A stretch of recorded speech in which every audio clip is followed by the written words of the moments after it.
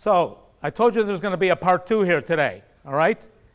And I mentioned earlier today that all of us have a career. We've had this career, whether we got in it by design or by default, we're all in sales. Is that a fair statement? All right? You know, it just so happens that you happen to sell what? My services. What kind of services? Huh? Telephony, telecommunications, technology, IT. You're all sales because in order to have a profession and have products and have services, you first have to have a what? A customer. All right? So we all want more customers. Fair statement? And that's what this is all about. So, ladies and gentlemen, Stu, part 2, going for the gold. Of course, you get the gold thing, right? All right? All right. And I'm doing this, by the way, just for the sell of it. All right? So got cloud. You know, everything else is as a service, so let's go with selling as a service hosted by Stu Cloud. I took that picture last night. No, I got that out of my album last night. From 1920? Yeah, that was 1920. There goes, no leads for you, 1 week. All right, let's go stand in the corner. All right, so anyways, let's talk about the journey to wealth. I mean, we're not in this for good looks, right? We're in this to make a living, to retire, to have a fulfilling life and be able to handle ourselves financially, all right?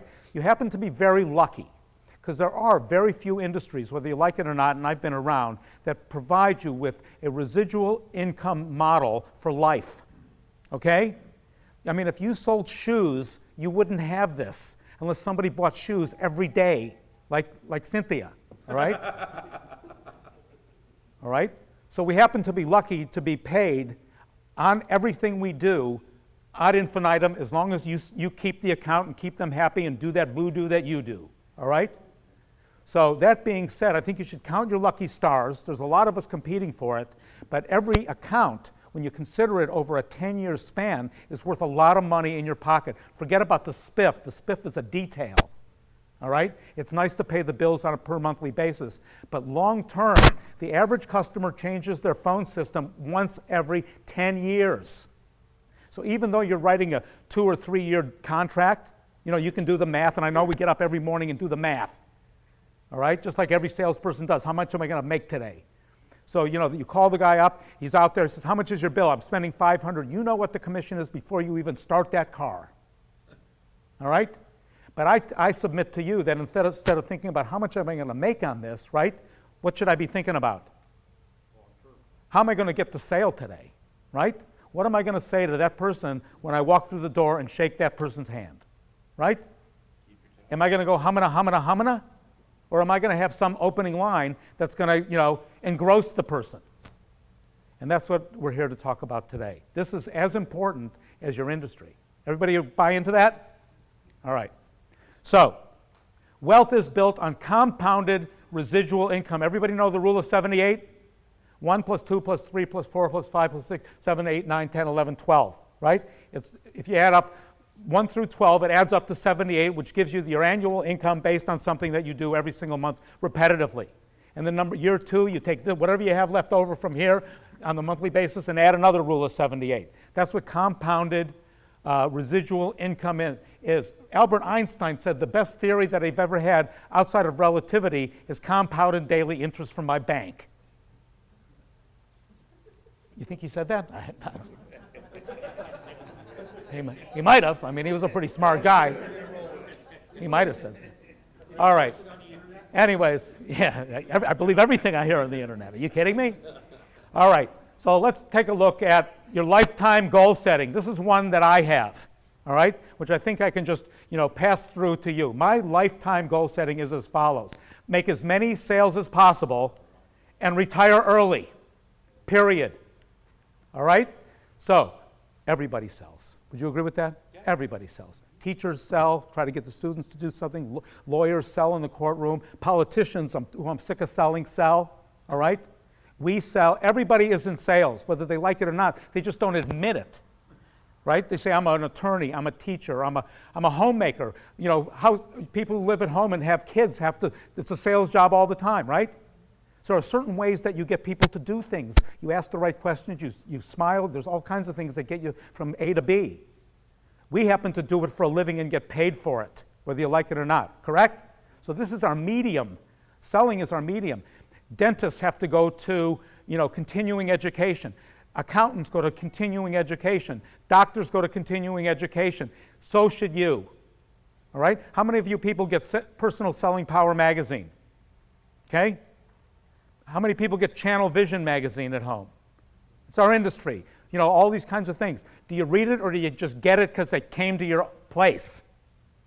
So I read it religiously.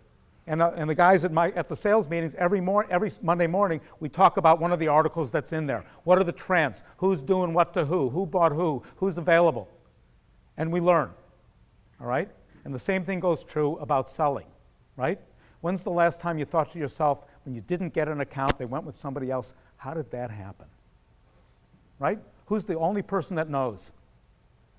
Who's the only person that knows why you didn't get it? The one who didn't buy from you. Right? All right? But the one who didn't buy from you, correct? You ever ask them? Say, listen, I know you made another decision, but could you tell me what I could have done better to get this deal? Why did you go with them? Some will tell you, some will just say, get the hell out of here. All right? But some will actually answer. Say, if you were late for your first appointment, you told me you were going to get me something in 24 hours, you didn't. Could be that much minutia. Right? Okay? Let's go on. All right, in my opinion, it's always a seller's market. There is always prospects out there. I don't care what's going on in the economy, in your life, there's always people that are ready to buy. The trick is finding those people. All right? It's the hardest part of selling. Would you all agree? All right? Selling, with all due respect, is relatively easy. It's mechanical. But finding prospects, finding qualified prospective buyers is the holy grail. That's why it goes to, so what we have here now is you incorporated, because as an individual, most of you folks work for yourself. Is that a fair statement? Yes. All right? You're entrepreneurs, right? Yes. So you work for yourself, you're responsible for everything that you do. So it's you, Inc. So let's talk about how we make things happen. So I would suggest to you that you are your brand. All right? Kellogg's has a brand, General Foods has a brand, IBM has a brand, Cisco has a brand, Polycom has, all these people, everybody has a brand. And when you hear the name of it, right, something comes to mind. When you hear Nordstrom's, what comes to mind? Huh? Quality, right? They take care of the customer, everything, Nordstrom's. If I say, Stu's department store, what comes to mind? You never heard of it. So you become your brand, particularly to your customers. So let's talk about you as a brand. Okay, here's the questionnaire. Are you punctual? All right? Let me talk to you about punctuality just for one moment. So you have an appointment tomorrow morning with somebody you've never met before at 10 a.m.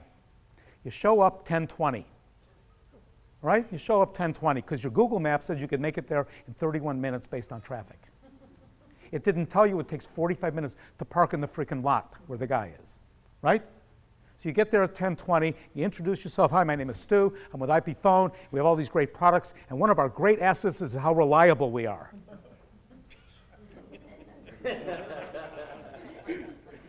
It's the first thing you're telling you, tell them how reliable you are.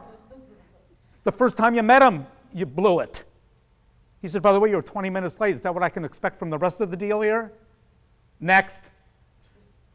All right? So God forbid, if you ever have an appointment, you should get there on time. Okay, let's go on. All right, do you follow up? If I tell you I'm going to get back to you in 24 hours with the information that you're looking for, what if you don't have the information? What do? Let them know I don't have it yet. Because you know what? That's more important than what? Than the information itself. It's the fact that you called them and I'm working on it, and I promised you I would call you within 24 hours, which goes to your reliability and confidence level. This has nothing to do with seat pricing. All right? Do you keep your appointments? All right? Things happen in life, you got to have the consideration to call people. Do you apologize for an error? My bad. Right? I forgot something, I did this, I got caught, I'm going to be late, whatever it is. I'm sorry. Take it on the chin. It's better than avoiding it. Are you friendly? All right? People are engaged with people who smile. It's a well-known asset. You don't have to give them the big shit-eating grin, all right? But hey, great to meet you. Like the guy on Saturday Night Live, all right? But you got to have a friendly environment because people, are invigorated by that kind of pleasantry, all right? Are you easy to do business with? Are you friendly? Are you easy, calm, neat? All these things that go into play. This is your brand. So when I talk about Nate, is Nate all these things? Right? Hey, 1 out of 5 ain't bad. All right. Do you advocate for your customer? Remember, you're going to have issues. I don't care who you go with. You're going to have issues. Would you agree? So you have to be the advocate. You have to stand tall for your customer regardless of what it is. And they'll appreciate that because they know nothing's perfect.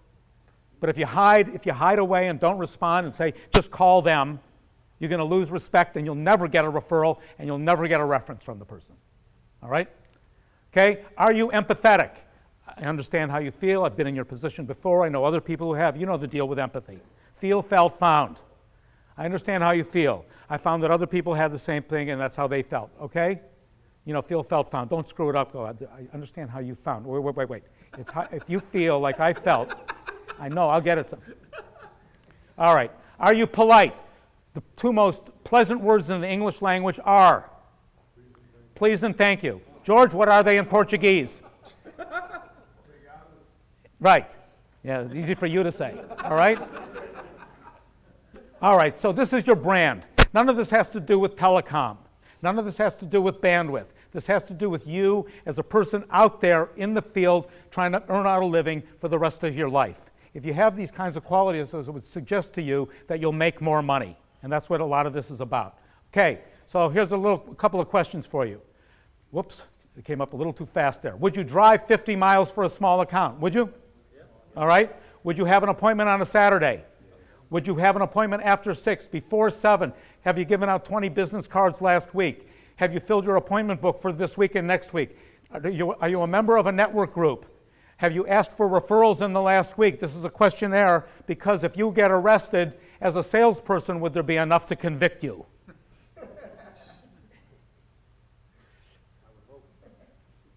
Okay? All right, let's get quasi-serious for a moment. Okay? Client cultivation. In every opportunity, there's a beginning, there's a middle, and there's an end. Okay? Let's take a look at the 3 spokes.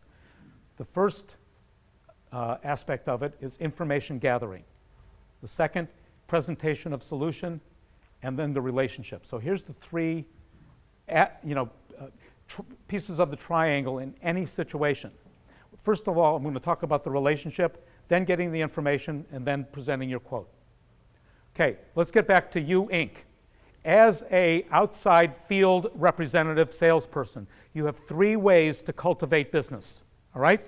You do it direct sales, and what I mean by direct sales, these are people and places and opportunities that you get on your own, right? You meet somebody on the street, you say hello to somebody, I don't care how you get them. Maybe you even made cold calls, God forbid, all right? You did it, everything came from you to the end on your own. Whoops. Number 2 is your network influence. The network influence are the people that you meet in your day-to-day life that are in the business, that have, people that you meet that you're related to, people that you network with. Anybody member of a network group? Do they pay off? Yeah, they do. Generally speaking, if you are proactive in the network group that you're associated with, there is a payoff.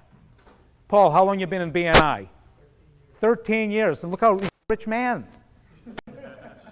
He's a rich man. He went to Alaska already on a cruise. 13 years, BNI. I might join. Never been to Alaska. All right? And lastly is your customer influence. I'm guessing that most of you have at least a customer. Is that a fair statement? Okay. Maybe you have 10. Maybe you have 100. Depends who you are and what you sell and how long you've been doing it. If I called your customers, would they recommend you to other people? Okay? If I called them at random, say, hey, how about that Aubrey? All right? Would they do that? This is a key that we're going to spend a fair amount of time with for the rest of the day. All right? Because if your customers become your advocates, you almost will never have to cold call again. Would you all agree? All right? Let's go on. So the 80-20 80-20 rule of selling is that we've already talked about 80% of the selling process is finding qualified candidates for you to present to, right? That's the hardest part of the job. That's why it's 80% of the time. And if you're not spending the adequate time, you're probably not getting enough opportunities. Just, it's mathematics.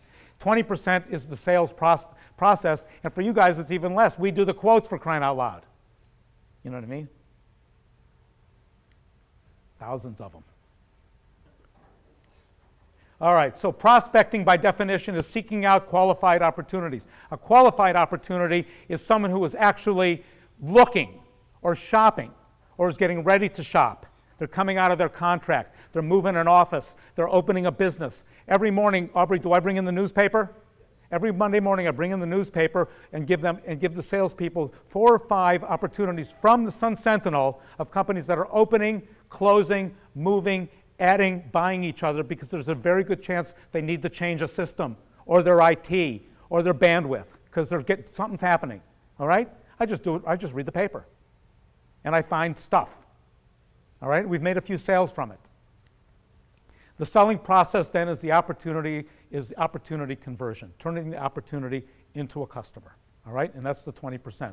So sales is an always-on profession, is it not? We didn't sign on 9 to 5. Fair statement? I mean, you know, that's a different kind of person than us. We've never been like that, and we probably would never want to. But it's an always-on profession. So when you meet somebody at a party at 10 o'clock at night, right? And they say, hey, what do you do? I mean, you're into it, correct? Unless you've had one too many. All right?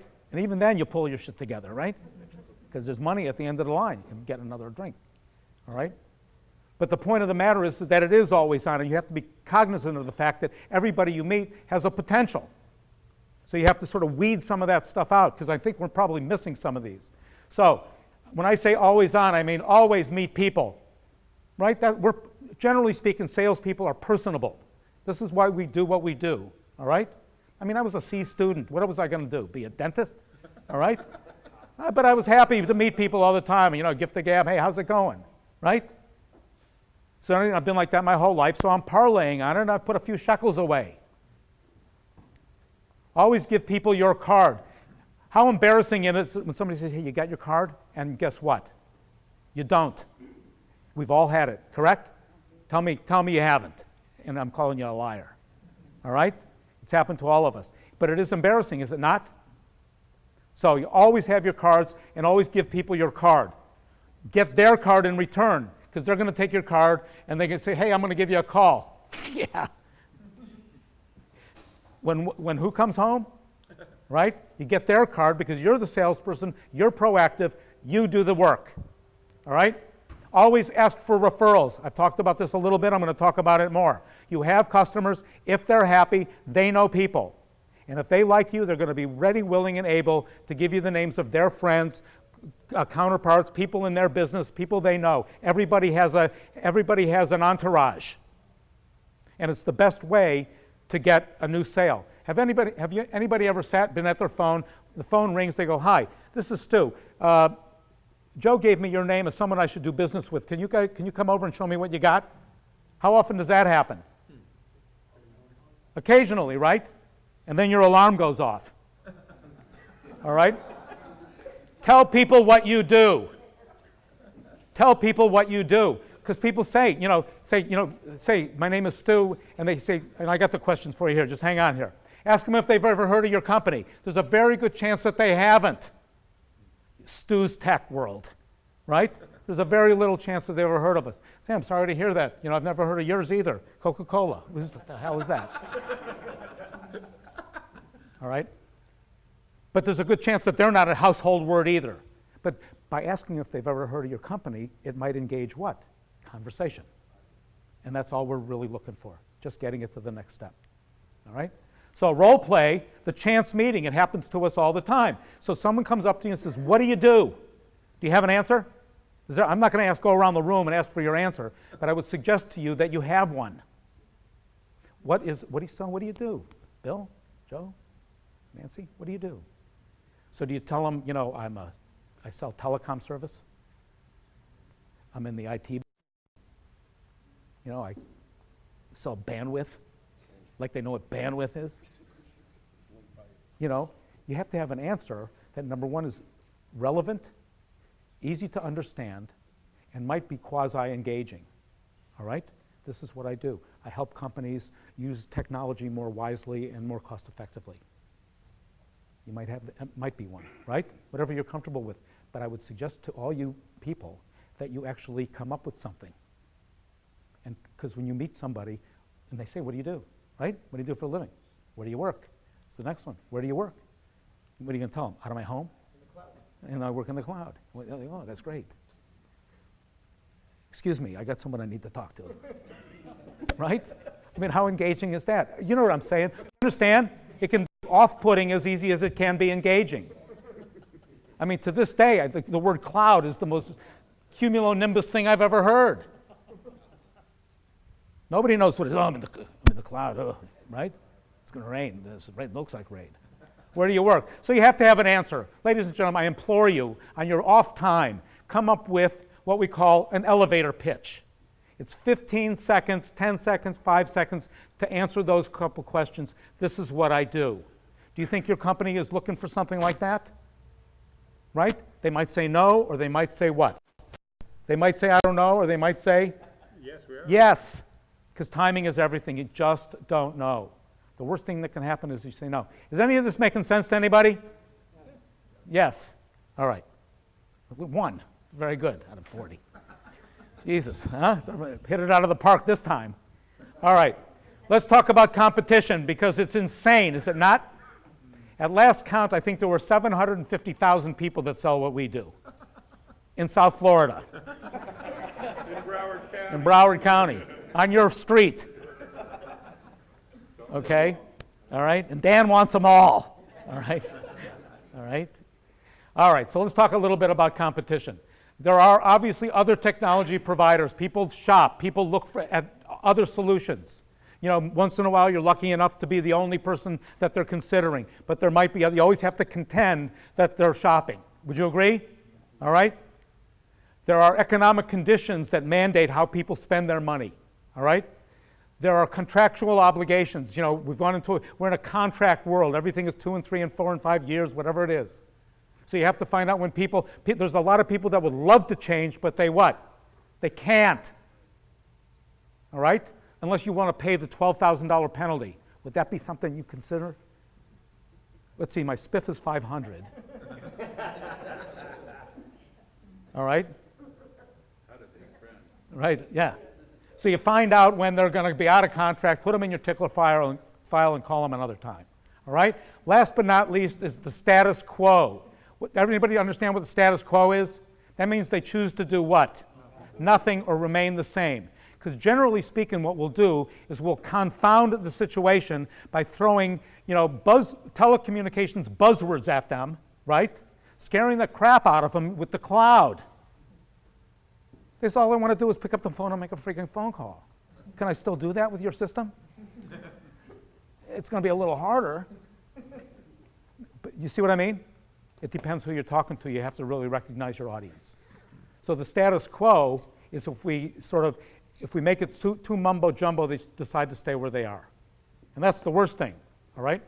All right, so products, I guess we all know there's 30 or 40 companies that do exactly what we do, exactly what you do, exactly what everybody does. In every vertical, there's cereal. You ever look at the cereal counter at Publix or a big grocery store? How many cereals are there? 6,000. It's unbelievable. They're all something flakes. And all they want to do is get shelf space. Every industry is exactly like ours. So how do you make choices? Is the advertising better? Is the picture better on the box? You know, did somebody get there on time? I don't know what it is. But products have become commodities, which makes it very difficult for the buyer. Would you agree? Yes. How many telecom companies offer 24/7 customer care? I'm thinking of going to like 26/7. What do you think? Or maybe we're going to offer it 1 day a week. You call us on Wednesdays, right? And they say, well, everybody else offers it all week. Well, so we're looking for a differentiation. All right. So anyways, products have become commodities, especially when they've looked at 5 or 6 in a row, and the prices are within nano pennies of everything else, right? All right, so you have to be cognizant of that. So at the end of the day, customers buy products and services from companies, but do business with who? People. And there's people who love people because they're the luckiest people in the world. All right, so at the end, relationships, ladies and gentlemen, are more important than products. Would you agree? Yes. They certainly are, because it's easier to buy from someone they like and trust with about the same exact thing that all you people have told me, because I like you, you got there on time, you smiled, right? I know one of your customers, right? There's all kinds of stuff that goes into the buying decision. And I think you have to muster up all of it, or you're not going to get the sales. And if you use some of this stuff, you'll get more sales. If you use a lot of this stuff, you'll get a lot more sales, and then you'll be able to retire. All right? So find out how the prospect envisions their relationship. Talk about relationships. You know the system works. It's going to work. You're going to make phone calls. But how do you envision your relationship with your vendor? I want them to be there when I call. I don't want the bill to be right. I want this, that, and the other thing. They'll tell you how to make the sale. You just talk to the talking points. Okay? Here's what buyers want. I didn't make this stuff up. Most of the stuff that you're seeing today is a compilation of accepted sales material that's been accumulated over eons. I'm not smart enough to make this stuff up. I'm just gabby enough to tell you. All right? And try to employ as much of it as possible. All right? They want to believe that you will work hard for them. How are they going to know that? Because you're going to tell them. Right? I got your back the whole time. This is all I do for a living. I don't even care if you tell them you get paid every month on it. All right? Consistency before the sale. We touched on that. That's like getting what? Getting there on time. Right? Making your appointment. You know, bringing something, emailing them something, he or she in advance, whatever you say you're going to do. Consistency. Market and industry knowledge. They want you to know what it is that you're selling and what's going on in the business. That's why I say to you, read the magazines, read the internet. What's going on in technology, in the IT world? Know a little bit, because you don't want to say, I don't know. Let me get back to you on that. All right? Because what happens then? You lose. Product line awareness. You know, whatever you're bringing to the table, make sure you know what that product is, because you're going to get questions. All right? You know, just to bring up our point for just a little bit, just, you know, bring it back to home. We're happy to go on the calls if you're unsure, to do the demos or whatever it is. So if you need more muscle, we're there. All right? Preparedness for the appointment. So when you're going in to see somebody, you're going into Joe's Shoe Manufacturing. What should you have done in advance? Huh? You should have gone to their website and actually maybe even print out a couple pages, and when you sit down in front of that person, they see that you printed out a couple of the pages. How does it make them feel? Special. All right? That's all it is. It's tiny. Go to their website. See where their offices are. How many employees do they have? You can get a lot of it. You can almost do the proposal from the website. Would you agree? You can get a lot of information. All right? So obviously, I'm going to go through this in just a little bit. Keep all your appointments and commitments confident, and they want to be confident that you can handle the sale. So when you say, I believe you should go with this company, they've got to be able to look you right in the eye and say, this guy can handle this. I trust him.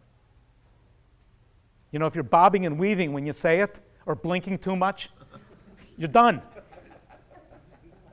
Yeah, I think you should go with us. By the way, I got another appointment. You got time here. All right? Let's go on.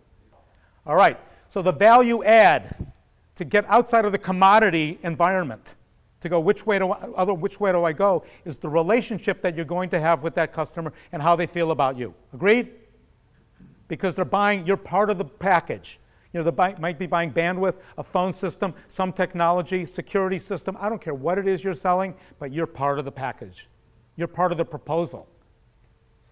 All right, small accounts count. Another little subject here. Small accounts get bigger, would you agree? Yes. They grow. Everybody gets bigger. 50 to 70% of IP phones, new add-on seats every single month are add-on customers. All right? And by the way, every time they do that, you get paid. All right? Because your name is on it. All right? They get bigger, they offer referrals. So if somebody has 5 seats with you or a T1 only, right? Small account, billing a couple of $100, they might know somebody who is what?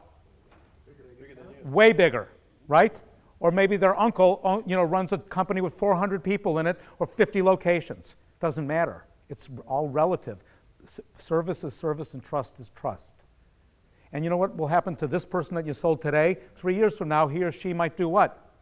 Change jobs and work for a bigger company. I had a guy named Fast Eddie Russin in Manhattan. He changed jobs every year. He called me up on the day after he changed jobs. Say, Stu, I need your services over here. Eddie, what took you so long? I think you need to change bi-yearly, all right? There are no small invoices, there are no small sales, only small invoices. Do you all agree with that? How do you feel when you make a sale? It's unbelievable. I think it's like the 3rd best feeling there is, isn't it? What's 1 and 2? I keep it to myself.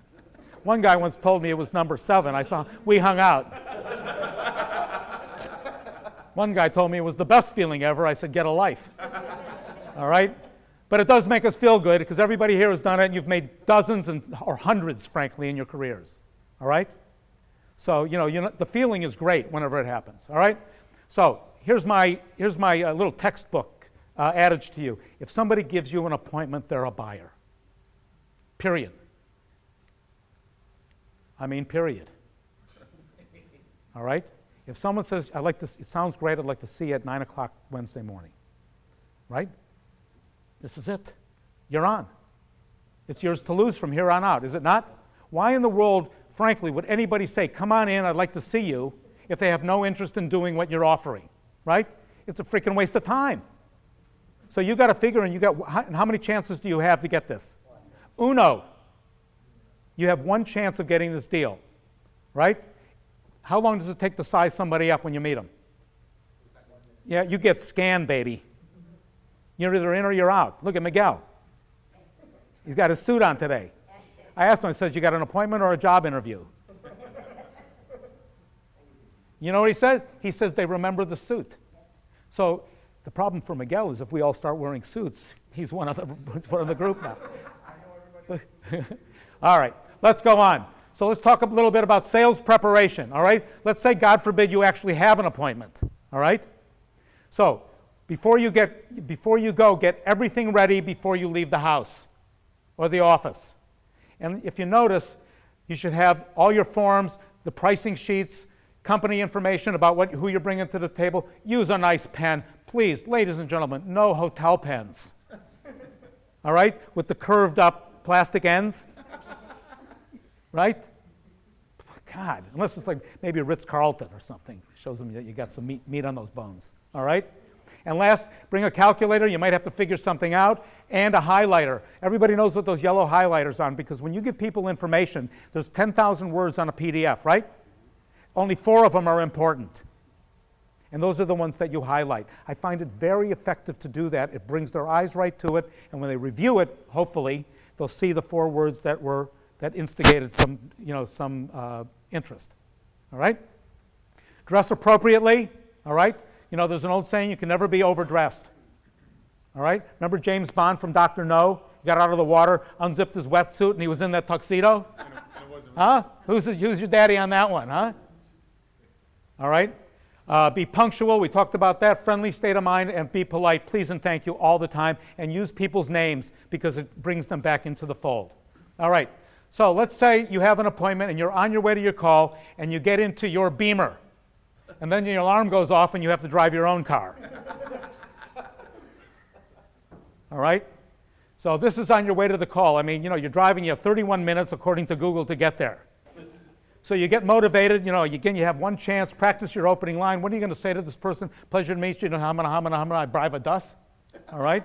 Watch your time, materials organized, all this kind of stuff. Make sure your appearance is right, and take a mint. For Christ's sake, take a mint. And put your game face on, all right? Because you got 1 chance and 1 chance only to bring this guy down. All right? So, meeting your prospect. Let's talk about the first impression. First of all, if I go into somebody's office and they say, Eric will be with you in a few minutes once you have a seat over there. I tend to stay standing, right? I don't know about you, but I once sat in one of these Barca loungers in one of these big law firms. I couldn't get out of the chair to save my life. I had to like crawl out of the thing to get there. And I was 25 years old at the time. One time I fell asleep.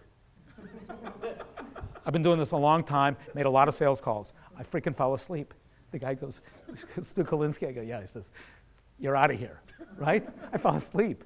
One time I brought in the president of the company I was working for. He fell asleep next to me while we were pitching the guy. That went over well, too. He's tired, he flew in. All right? Smile, not too big, a firm handshake, stand up at the encounter, walk next to the person. Don't walk behind them, or walk behind he or she, way behind them like a little puppy dog, all right? And God forbid, do not walk in front of them. How come? You don't know where you're going. He goes, it's over this way. All right?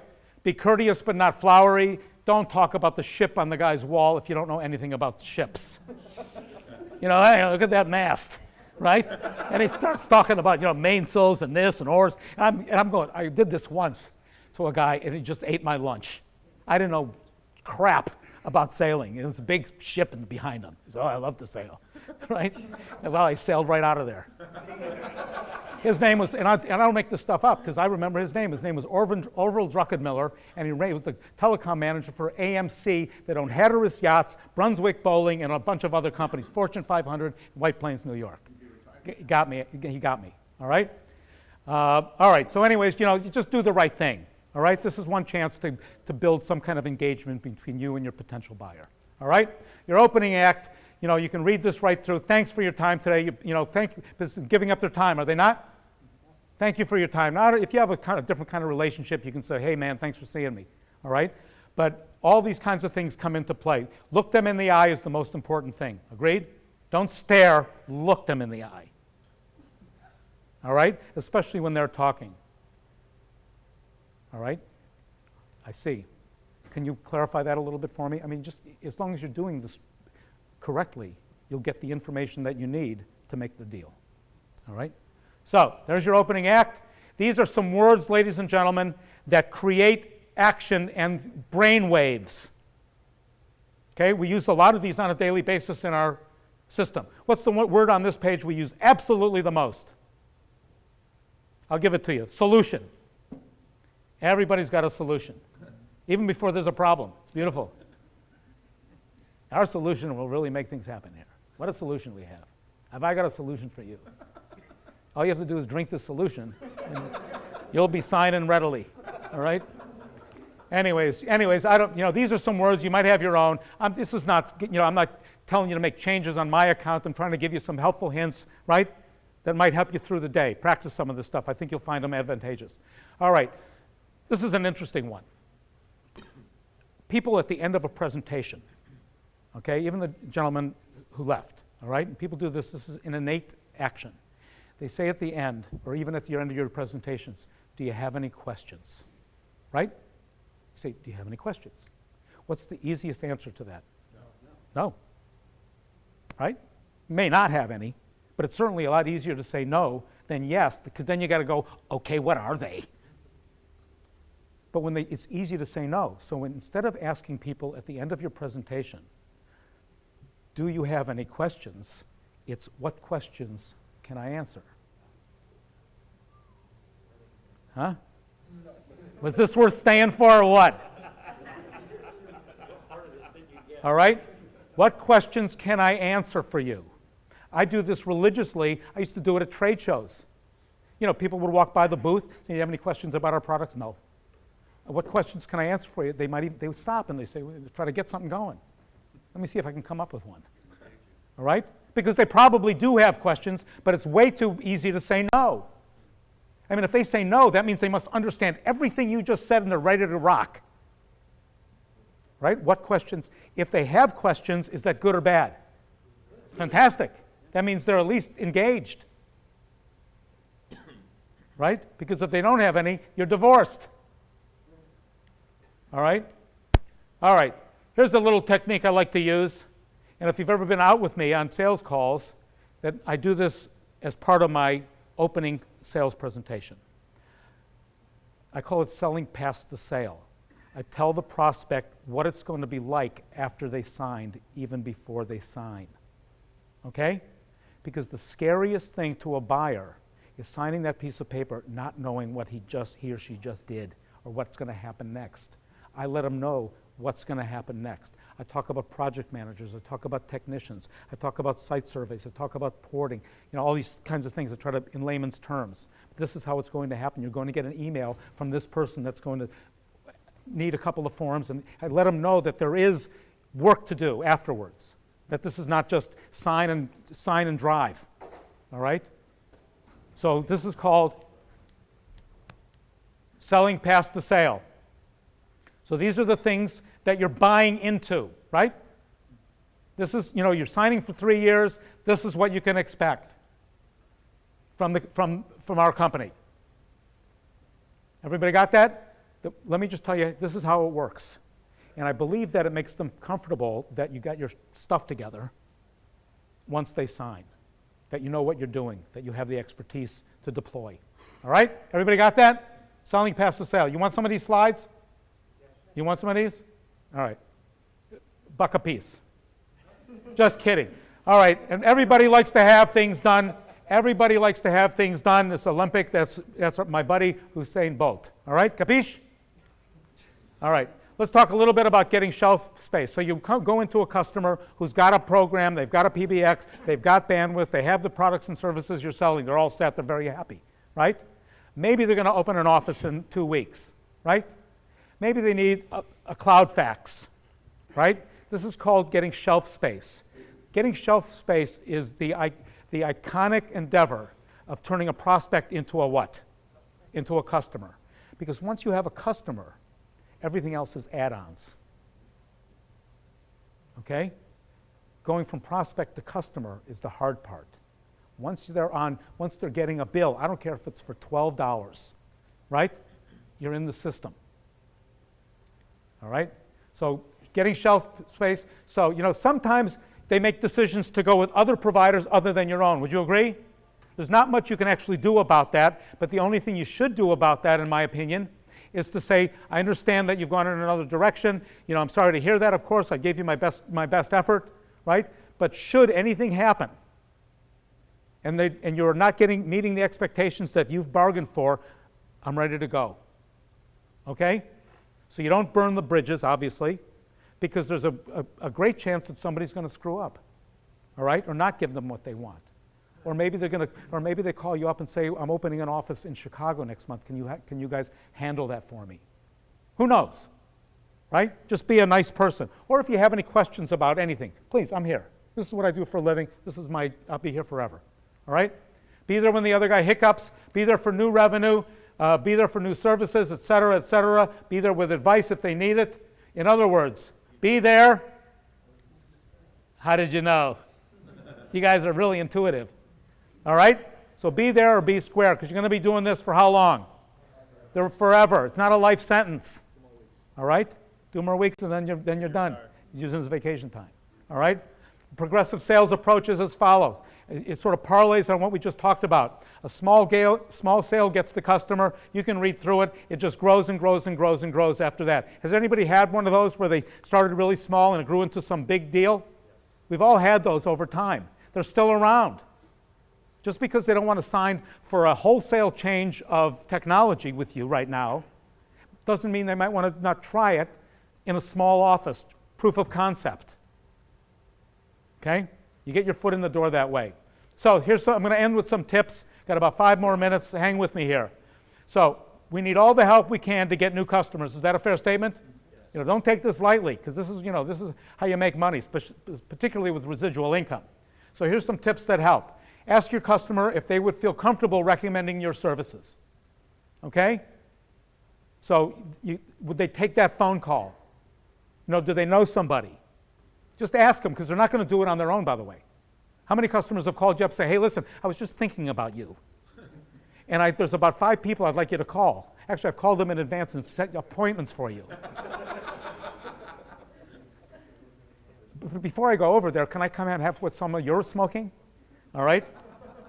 Get letters of testimony. How many of you have a letter? You guys have been doing this for a long time, all all right? I'm guessing most of us have been in here doing this 10 or more years, in the business doing these kinds of things. How many of you have a letter written to you by a customer telling you how great you are? Huh? You do? Okay. I wrote it for her last week. She called me. Stu, give me a letter. I got to have a letter. All right? How valuable is it? It's good. It's from a healthcare company. Yeah, it's unbelievable. Because some people will say, who else are using these services? Do you have any references? Anybody I can call? All right? Okay? That was a letter I got last week. All right, so we have ours.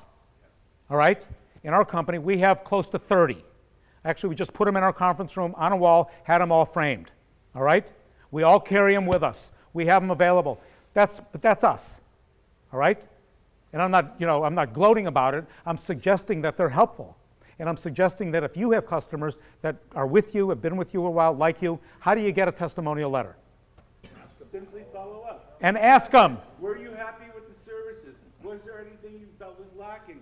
Would you be able to recommend us? Would you describe the services that were rendered? Thank you very much. Yeah, and put it in writing. Boom, yeah. Some people will say, why don't you put something down for me and I'll sign it. That's good. Dear anyone, this stew is unbelievable. If you're getting any other prospective sellers, throw them away. Stu is one and only. All right? They never read it, they just sign it, Bill Gates. All right? Anyways, we have a lot of them, and we have them from various industries. Cover our bases. I really recommend you get some. Okay? It's not that hard. You folks have been doing this a long time. You guys are not spring chickens around here. I know that. All right? I used to do new hire training. They had nothing going. But you guys have been doing this, if you will, 10, 20, 40 years. 60 years, like me, all right? But you got to get the letters, all right? Ask your customers if you wouldn't mind talking about them in another opportunity.